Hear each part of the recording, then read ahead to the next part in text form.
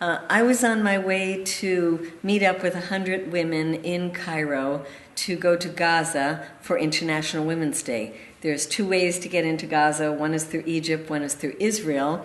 The Israelis don't let groups like this in, so that was our only option, was to go through Egypt. We'd been working for months with the Egyptian Foreign Ministry to furnish them with the information of the 100 women and to get their permission to proceed through the Sinai to get into Gaza. I arrived early to pave the way for the rest of the delegation. When I got to the customs area, I was taken aside and held for about 12 hours. I was put in a cell overnight, and in the next morning, I was told by 5 plainclothes people who came in with handcuffs to come with them. I was very nervous. I felt threatened by them. I had been calling, and my friends had been contacting the U.S. Embassy all night long, and I was told that the embassy was on its way and I should wait. So I asked these men, could I wait until the embassy got here so I could have some accompaniment?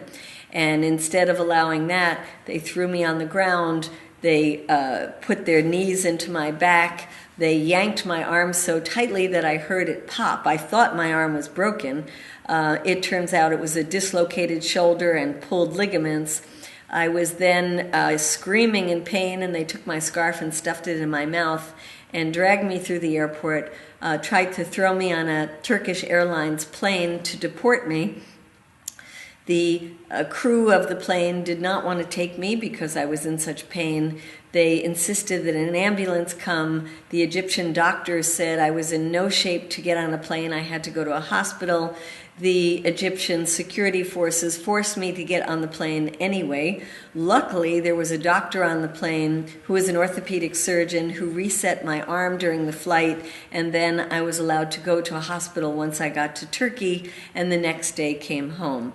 During that entire ordeal of 17 hours, I never saw anybody from my embassy. They never came, or at least they never reached me. And as follow-up to that, we had contact with the State Department in Washington, D.C.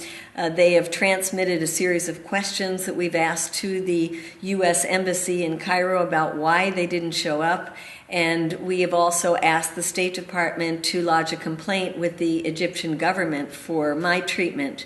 In terms of the other women, most of them did not make it past the airport. After the bad publicity they got from my treatment, they treated the other women without any kind of physical threat, but deported them as well.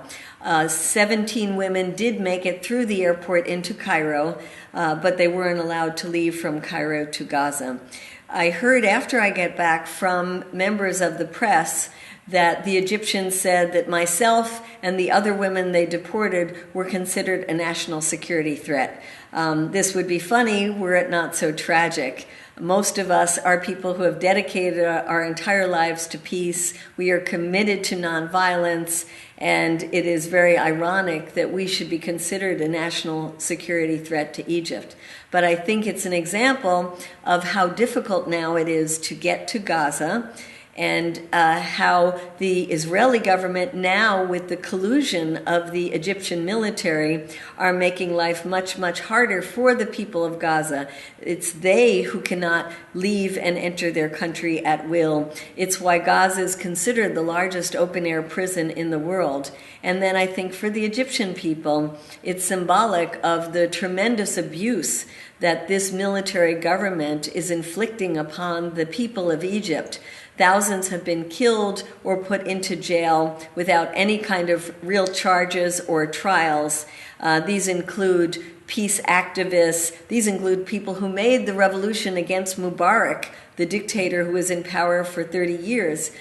These are people who are journalists, some of them foreign journalists. There are even U.S. citizens who have been in prison now for months without having right to a fair trial. So I hope that what happened to me will highlight some of the issues about the difficulty for the people in Gaza, as well as the difficulties for the people in Egypt as well, and push our government to be more proactive in its pressuring against the Egyptian government and its pressuring for a really fair solution to the problem of Israel and Palestine that recognizes the rights of the Palestinians. I don't think that I was specifically targeted. I think the Egyptians decided at the last minute that they did not want this group going to Gaza. Some speculation is they got pressured from the Israeli government. I think that is very possible. Whatever it is, they never told us not to come. If they said don't come, we wouldn't have come. But I think they decided that they didn't want to let this group go to Gaza, and that they were then very disorganized about how to do that, because they did let in some of the members of the group and they stopped others. For example, we had 2 young women with us who are college students at Northeastern University. One of them got into Cairo, no problem, and the other one got stopped and was deported and was told that she was a national security threat. A 20-year-old college student who had never done anything like this in her life. So I think it wasn't against me in particular. I think it was against the entire delegation that was going, and done in a very disorganized way. Well, the shoulder is a very fragile part of our bodies, I've discovered, and it takes a long time for the trauma of a dislocation to be treated, and it takes a lot of therapy. So I've been told that it will probably be about 6 months of therapy to get back the full use of my arm. And it does remind me every day that there are people in power who totally abuse the rights of their citizens and others, and so maybe it's a good thing to have a constant reminder that we have to work harder for governments that respect the rights of citizens. Yeah, I mean, some people have said we were going to Gaza to visit with Hamas, which is ridiculous. We were going for people-to-people ties separate from governments.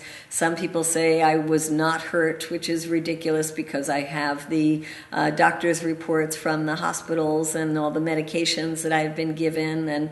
And some people say that we were just trying to agitate in Egypt, which is so far from the truth.